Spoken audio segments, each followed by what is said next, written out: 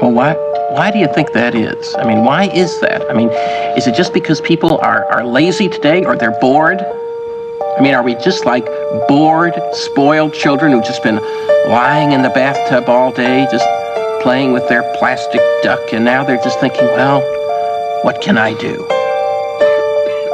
Okay, yes, we are bored. We're all bored now.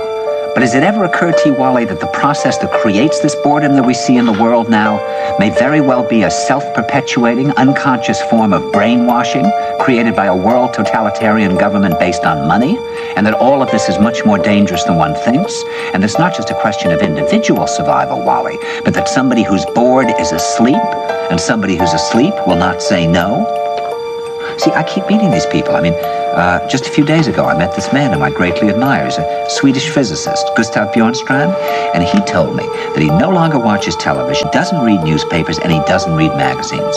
He's completely cut them out of his life because he really does feel that we're living in some kind of Orwellian nightmare now, and that everything that you hear now contributes to turning you into a robot. When I was at Findhorn, I met this extraordinary English tree expert who had devoted his life to saving trees. Just got back from Washington, lobbying to save the redwoods. He's 84 years old. He always travels with a backpack because he never knows where he's going to be tomorrow. And when I met him at Findhorn, he said to me, "Where are you from?" And I said, "New York." He said, "New York, yes, that's a very interesting place. Do you know a lot of New Yorkers who keep talking about the fact that they want to leave but never do?" And I said, "Oh, yes." And he said, "Why do you think they don't leave?"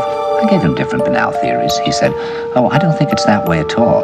He said, "I think that New York is the new model for the new concentration camp, where the camp has been built by the inmates themselves, and the inmates are the guards, and they have this pride in this thing they've built. They've built their own prison, and so they exist in a state of schizophrenia, where they are both guards and prisoners, and as a result, they no longer have, having been lobotomized, the capacity to leave the prison they've made, or to even see it as a prison." And then he went into his pocket and he took out a seed for a tree and he said, "This is a pine tree." He put it in my hand and he said, "Escape before it's too late."